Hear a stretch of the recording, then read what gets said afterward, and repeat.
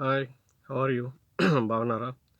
ఆహ్, ఎలక్షన్స్‌లో వైఎస్ఆర్‌సీపీ పార్టీకి సహకరించి లీడర్లు, క్యాడరు ప్రతి ఒక్కరు చిన్న, పెద్ద, అక్కలు, అమ్మలు, తర్వాత అవ్వలు, తాతలు ప్రతి ఒక్కరు వైఎస్ఆర్ కాంగ్రెస్ పార్టీ మీద విశ్వాసం ఉంచి ఫ్యాన్ గుర్తుకు ఓట్లు వేసి మమ్మల్ని విజయపథంకు నడిపించినందుకు మా కువైట్ అసోసియేషన్ తరఫు నుంచి మీ అందరికీ ధన్యవాదాలు.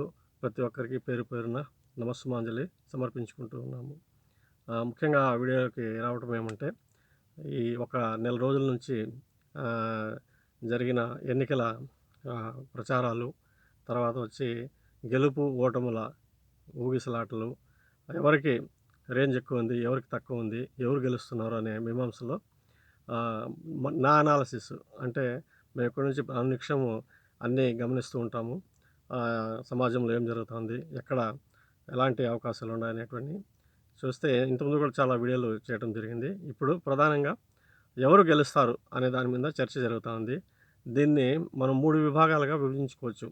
అంటే ఎలక్షన్‌కి ముందు రోజు, ఎలక్షన్ రోజు, ఎలక్షన్ జరిగిన తర్వాత పల్స్ పోల్. అదేవిధంగా మనం దాన్ని ఆహ్, అంటే సమీకరించుకొని సమాచారాన్ని మనం విశ్లేషించుకుంటే, ఈ బలాబలాలు, వీక్‌నెస్‌లు తెలుసుకుంటే, ఈ ఎడ్జ్ వచ్చి అంటే 90-100 సీట్ల వరకు వైఎస్ఆర్‌సీపీ కాంగ్రెస్‌కి ఉండింది ఘంటాపథంగా. తర్వాత ఈళ్ళు జనసేనని అంటే కొలేషన్ పెట్టుకొని తెలుగుదేశం పార్టీ వాళ్ళు ఆహ్, దాన్ని ఒక పట్టాల మీదకి ఎక్కించి జనసేన, తెలుగుదేశం పోటీ చేస్తుంది అని వీళ్ళకుండే 35% ఓటర్స్‌ని ఒక 7% వరకు వీళ్ళు దాన్ని అడాప్ట్ చేసుకొని 40-45% వరకు ఎడ్జ్ తీసుకున్నారు. బానే ఉంది. తర్వాత ఏం జరిగింది? వీళ్ళు ప్రచారాలు చేసుకుంటూ ఒక మేనిఫెస్టో పెట్టారు. ఆ మేనిఫెస్టో చూసి అంతా నవ్వుకొని, ముందే వైసీపీ ఇన్ని భారీ పథకాలు పెట్టి బడ్జెట్ 70,000 కోట్లు ఇస్తుందంటే, వీళ్ళు 1,58,000 కోట్ల రూపాయల మేనిఫెస్టో తీసుకొచ్చి ప్రజల ముందుంచగలిగి అదొక నమ్మలేని స్థితికి చేరుకునేసి ఎవరు నమ్మలేదు ఓటర్సు. ముఖ్యంగా పింఛన్దారులు గానీ, మహిళలు కానీ దాన్ని నమ్మలేదు ప్రతి చోట.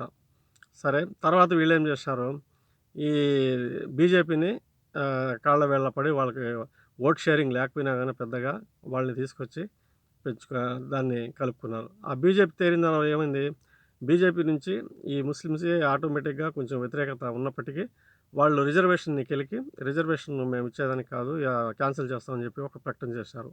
ఆ దెబ్బతో ఈళ్ళు 90-100 స్థానాలు ఎడ్జున్న వైఎస్ఆర్ పార్టీ 110 స్థానాలకొచ్చేసింది. తర్వాత సీట్ల పంపకానికి వచ్చేటప్పటికి, సీట్ల పంపకాల్లో గూడా వీళ్ళు 21 ప్లస్ వీళ్ళకొక 4, 5 ఇచ్చేసేటప్పటికి, అంటే దాదాపుగా అక్కడ గెలవలేని వాళ్ళకే వీళ్ళు తీసుకుంటూ వచ్చినారు. వీళ్ళు ఊహించినట్టుగా అక్కడ ఓటింగ్ సరళి బదలాయింపు జరగలేదు. ఆ ప్రచారాల్లోనే డొల్లతనం బయటపడింది వీళ్ళకి. మేనిఫెస్టోస్ కాడ నుంచి వీళ్ళ ప్రచార శైలి అంతా.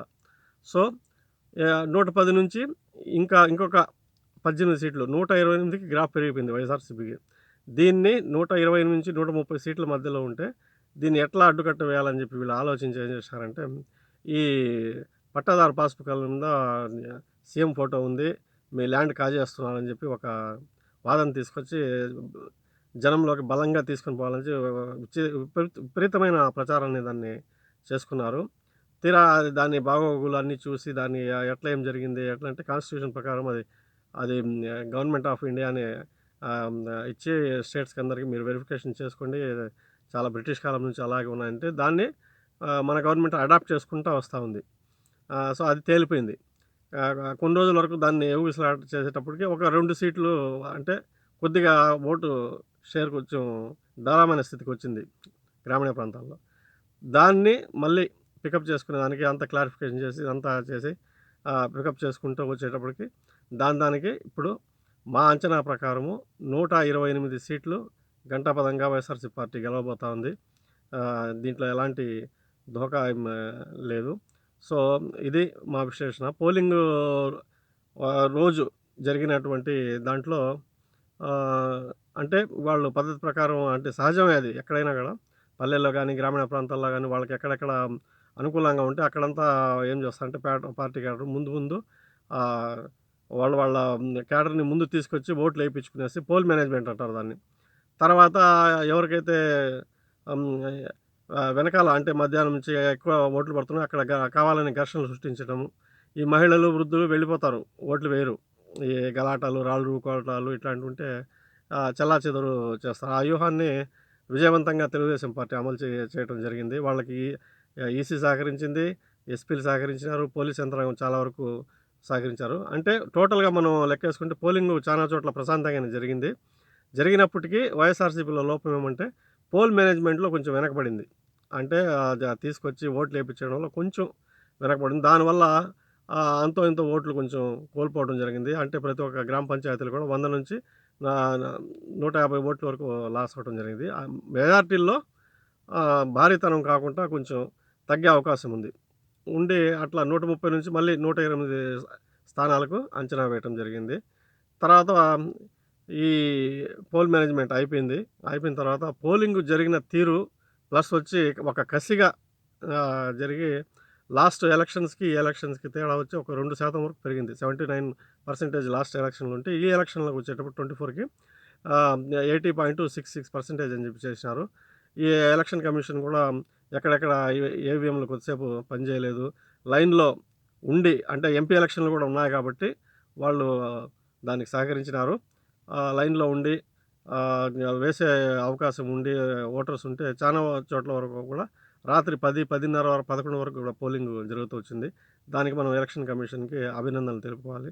మొత్తం మీద చాలా ప్రశాంతంగా అంటే రీపోలింగ్ ఎక్కడ అవసరం లేకుండా జరిగిపోయింది.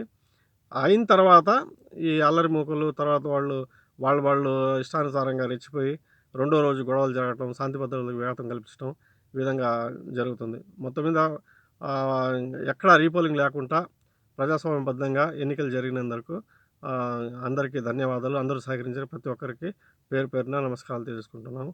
నమస్తే అండి.